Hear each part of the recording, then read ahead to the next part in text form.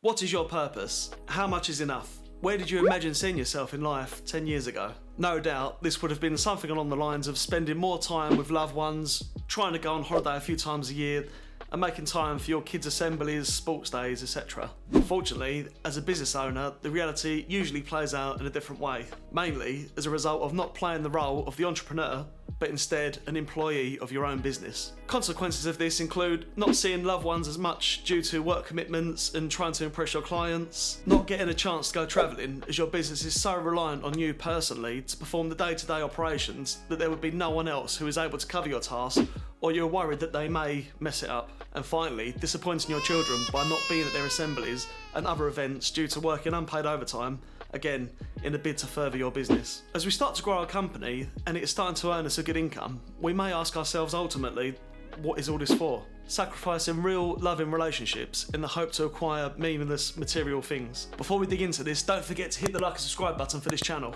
Once you are earning enough for a comfortable life, ask yourself what benefit earning extra will actually bring. How do we measure success? Most will make the mistake of measuring success as a quantitative measure, usually in the form of how much money we have made, what car we drive, how big our house is. The problem is that using these measures will always result in never feeling that you've achieved success, as this is focused too heavily around material objects. And as soon as you acquire these, you'll then be comparing yourself to the person who has the bigger, better version of this, and you'll want to acquire them also. The true measure of success should be more qualitative, and as a business owner, consider these metrics. Number one, your own satisfaction.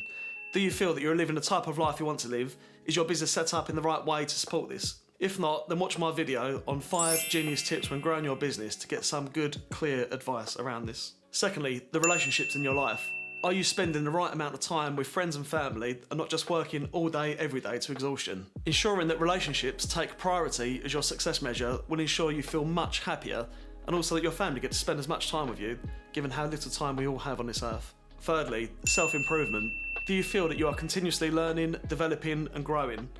As we learn new things, this allows us to open our minds and feel that we are continuously evolving and improving for the better. And number 4, business success. The last measure of success needs to look at the financial success of your business, but this should be based on having a business that you have set up to run as autonomously as possible, with the correct systems and processes in place, without you, personally, needing to be present and performing the activities every day. By using these measures for success, we can see how we spend our time, the most valuable commodity you have.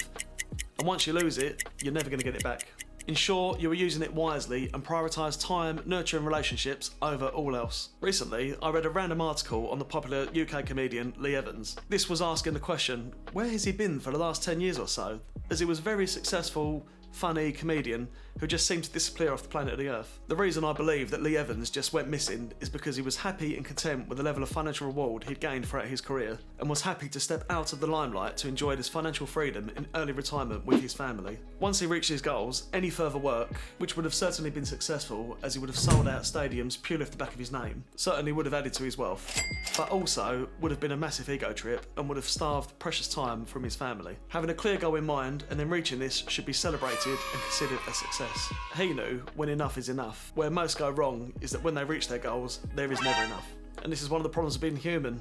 Once we achieve our goals, the new millionaire compares themselves to the 10 million pound people. The 10 million people compare themselves to the 100 million people. It's a continuous cycle of feeding egos and greed to be better than your peers. When you have enough, be content and happy with the financial freedom. But most importantly, make the most of the time freedom that this brings. As I've said already, we are on this earth for a small time in the grand scheme of things.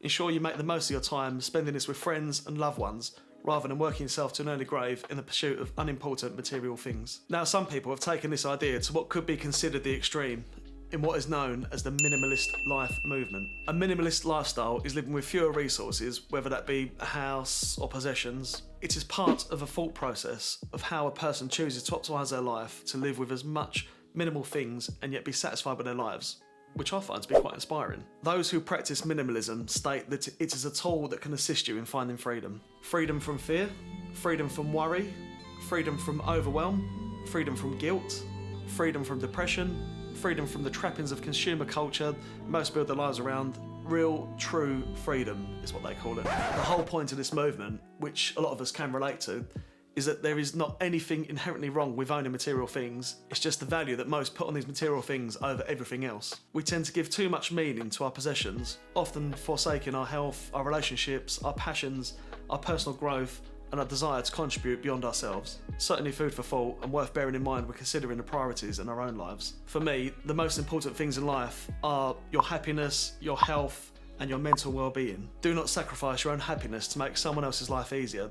Make this a priority and ensure you enjoy what you are doing. Try to look after your body. Try to go for a walk during your lunch break and ensure you always eat away from your desk. This one simple activity will break up your day and allow you time to take a rest and plan the remainder of your day effectively. Keep a check on your mental state. If you are feeling overwhelmed and heading towards burnout, put on the brakes and take some time off. It's no good giving the best version of you to work if your family are getting the worst version of you when you get home. Know when enough is enough and ensure you are spending as much time as possible with your friends, family and loved ones. I hope you've enjoyed watching this video today. Don't forget to like and subscribe to this channel. Please feel free to view some of my other content, which I hope you will also enjoy. Thanks for watching and I look forward to seeing you again in the next video.